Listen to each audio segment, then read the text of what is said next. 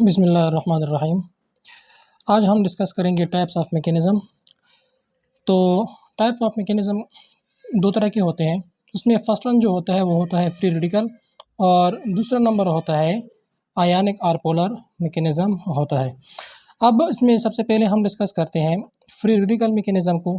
Free radical mechanism कौन सा होता है? हमारे पास जो बॉन्ड्स होते हैं, लेट्स सपोज हमारे पास एक बॉन्ड है ये वाला। इसमें जब होमोलिटिक फिजन होती है तो होमोलिटिक फिजन हमने डिस्कस किया था एक लेक्चर में। तो उसमें ये होता है कि यहाँ पर जो शेयर्ड इलेक्ट्रॉन है ये अपना इलेक्ट्रॉन वापस ले लेता है और ये अपना इलेक्ट्रॉन वापस ले लेता है। तो इसी तरह यहाँ पर ये जो बनता है ये भी रेडिकल बनता है ए वाला, और ये जो है ये भी रेडिकल बनता है। तो ये क्या है? होमोलिटिक फिजन हुई है, दोनों ने अपने अपने इलेक्ट्रॉन वापस लिए हैं और जो प्रोडक्ट बना है उसको हम क्या कहते हैं? रेडिकल्स कहते हैं। अब जब हम यहाँ पर जो फ्री रेडिकल मैकेनिज्म होता है उसमें होमोलिटिक बॉन्ड फिजन होता है। Homolytic bond fission is favoured by the following factors. दिए गए कुछ फैक्टर्स हैं, ये फैक्टर्स जो हैं ये क्या करते हैं? फेवर करते हैं होमोलिटिक बॉन्ड फिजन को। तो उसमें जो फर्स्ट वन है वह है गैसियस स्टेट ऑफ रिएक्टेंट। अगर रिएक्टेंट गैसियस स्टेट में है तो वो थ्रू होमोलिटिक बॉन्ड फिजन उसमें होगा।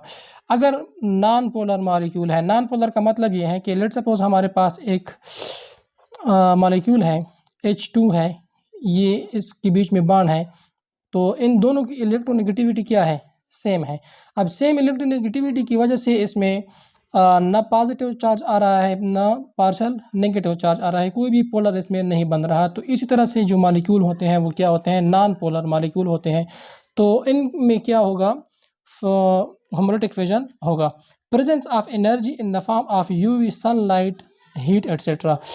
अगर हमारे पास एनर्जी हम प्रोवाइड करते हैं थ्रू यूवी या सनलाइट या in the form of heat, तो भी हमारे पास होमोलिटिक का फिजन होगा।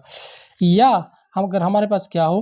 प्रेजेंस ऑफ सब्सटेंस लाइक पर ऑक्साइड। अगर हमारे पास पर ऑक्साइड मौजूद है which form free radicals radially on decomposition. अगर हमारे पास पर ऑक्साइड मौजूद है तो वो क्या करते हैं? फ्री रेडिकल जो है वो बनाते हैं ऑन डिकम्पोजिशन, जब उसकी डिकम्पोजिशन होती है। तो अब हम फ्री रेडिकल मैकेनिज्म की डिफिनीशन करते हैं। The mechanism of reaction involve the attack of free radical on the substrate molecule is refer to free radical mechanism. अब इसमें क्या होता है कि यहाँ पर जो फ्री रेडिकल होता है वो अटैक करता है सबस्ट्रेट के ऊपर। जिस तरह के हमारे पास लेट सपोज हमारे पास क्या है, यहाँ पर एक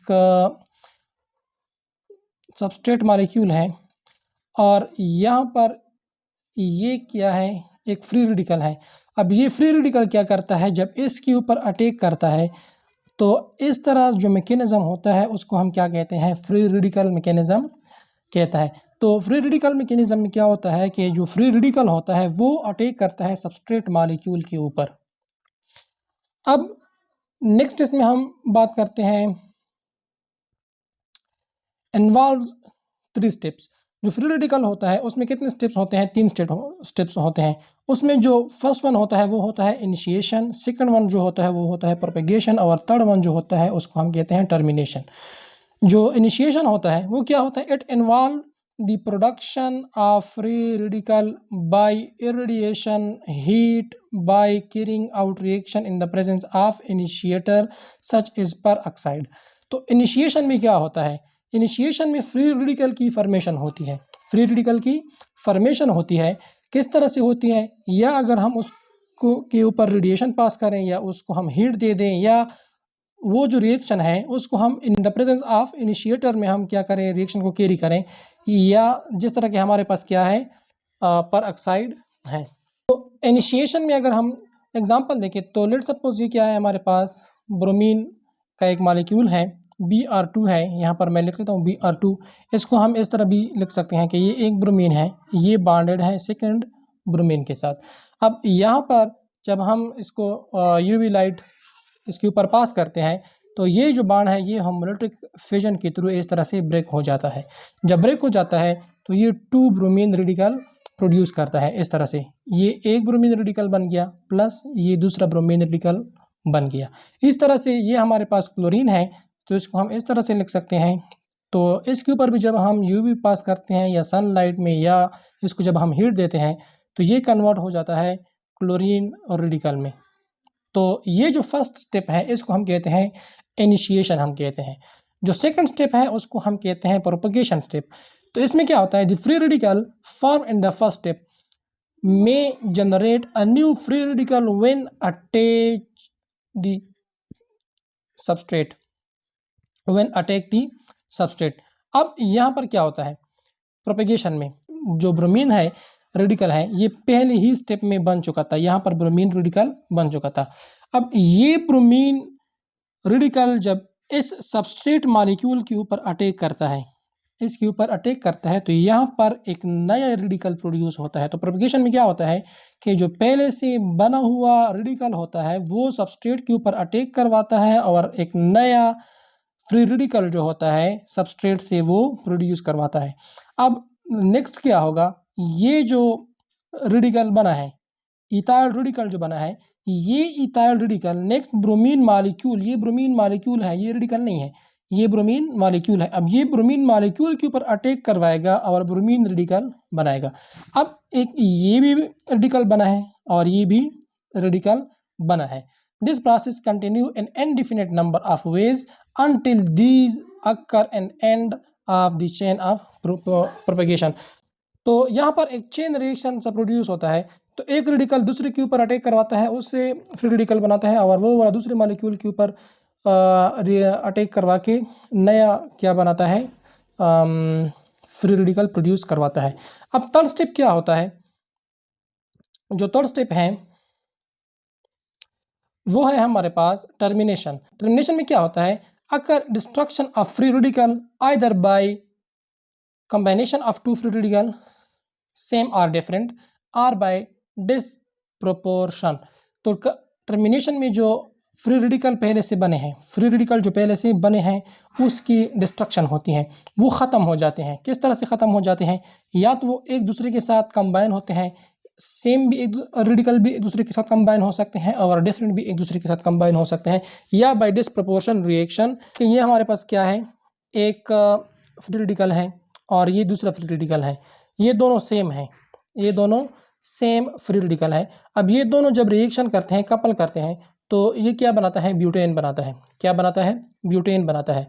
और यहाँ पर यही दो रेडिकल पेयर से हैं, लेकिन यहाँ पर ये जब बने हैं तो ये डिसप्रोपोर्शन रिएक्शन है। यहाँ पर एक इन्होंने ईथेन बनाया है और एक उन्होंने ईथीन बनाया है। तो अगर इसको हम इस तरह से भी कर सकते हैं कि एक हमारे पास CH3 एंड CH2 रेडिकल है प्लस ब्रोमीन रेडिकल है।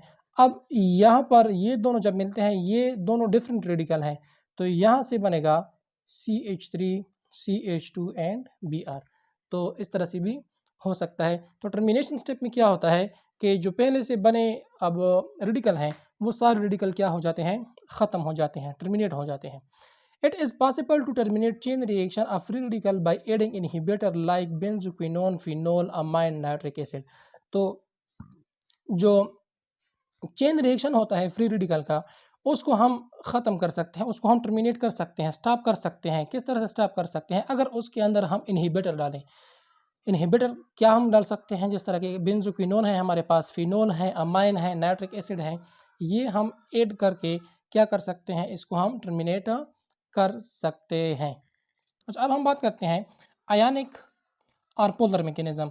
तो ये मैकेनिज्म जो होता है इसमें हेट्रोलेटिक बॉन्ड फ्यूजन होता है, हेट्रोलेटिक बॉन्ड फ्यूजन इसमें होता है। किस तरह से होता है उसको हम डिस्कस करते हैं। अच्छा, कुछ फैक्टर हैं नीचे यहाँ पर दिए गए हैं, वो फैक्टर क्या करते हैं, homolytic bond heterolytic bond fusion को फेवर करते हैं। तो उसमें फर्स्ट वन ये है कि अगर लिक्विड स्टेट में रिएक्टेंट मौजूद हैं, अगर रिएक्टेंट लिक्विड स्टेट में है तो वो फेवर करेंगे हेट्रोलिटिक फ्यूजन में। तो ये क्यों, इसको हम आगे लेक्चर में हम डिस्कस करेंगे। नेक्स्ट क्या है, प्रेजेंस ऑफ पोलर सॉल्वेंट। अगर पोलर सॉल्वेंट हमारे पास हैं जिस तरह के एसिड या बेस हैं तो वो भी फेवर करते हैं हेट्रोलिटिक फ्यूजन। नेक्स्ट क्या है, इंडक्टिव, मेसोमेरिक, इलेक्ट्रोमेरिक, ये भी क्या करते हैं, फेवर करते हैं हेट्रोलिटिक फ्यूजन को। और फोर्थ नंबर पर क्या है, एब्सेंस ऑफ पर ऑक्साइड। अगर पर ऑक्साइड नहीं है तो वहाँ पर भी क्या होता है, इलेक्ट्रोलाइटिक फिजन हो सकता है। तो the mechanism involve the attack of nucleophilic और electrophilic reagent on polar substrate molecule as refer to as polar और आयनिक मैकेनिज्म। तो इसमें क्या होता है कि जो सबस्ट्रेट होता है उसके ऊपर या तो पॉजिटिव मतलब उसके ऊपर न्यूक्लियोफिलिक या इलेक्ट्रोफिलिक रिएजेंट जो होते हैं वो क्या करते हैं, अटैक करते हैं। यहाँ पर क्या है, ये ए पॉजिटिव है, ये ए नेगेटिव है, बी नेगेटिव है। अब नेगेटिव क्या होता है, ये काम करता है न्यूक्लियोफाइल का, न्यूक्लियस लविंग होता है, और जो ए होता है ये इलेक्ट्रोफाइल का काम करता है, ये इलेक्ट्रॉन लविंग होता है। जिस तरह के हमारे पास रिएक्शन है तो इसमें जो लेट्स ये आर हैं और ये एक्स हैं, लेट्स सपोज अल्काइल हैलाइड है, इस तरह से ये बॉन्ड बनाए हैं ना, इस तरह से आर एक्स है।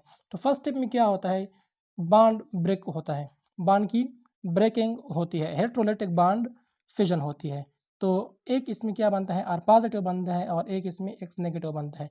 तो एक्स नेगेटिव जो है ये न्यूक्लियोफाइल का काम करेगा और जो आर पॉजिटिव है ये इलेक्ट्रोफाइल का काम करता है। ये स्लो स्टेप होता है, क्यों स्लो स्टेप होता है, क्योंकि यहाँ पर एक स्टेबल बॉन्ड जो है वो क्या हो रहा है, ब्रेक हो रहा है। अच्छा, इसके ऊपर हमने बात की थी कि जब बॉन्ड की फिजन होती है तो वो स्टेप स्लो क्यों होता है। अच्छा, नेक्स्ट स्टेप में क्या होता है कि ये जो आर पॉजिटिव है इसके साथ ओ एच जो है ये अब क्या है, एक न्यूक्लियोफाइल है। ये ओ एच क्या करेगा, इसके ऊपर अटैक करेगा इस आर पॉजिटिव के ऊपर।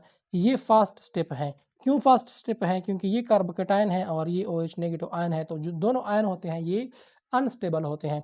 तो ये जब एक दूसरे के साथ बॉन्ड बनाएंगे तो ये स्टेबल बनाएंगे, इसलिए ये अपने आप को स्टेबल बनाने के लिए क्या होते हैं, मतलब अभी तो अनस्टेबल है ना, तो अनस्टेबिलिटी की वजह से ये फास्ट रिएक्शन करेंगे एक दूसरे के साथ, तेजी के साथ रिएक्शन करेंगे ताकि ये स्टेबल बन जाए। तो ये क्या बनाते हैं, अल्कोहल बनाते हैं।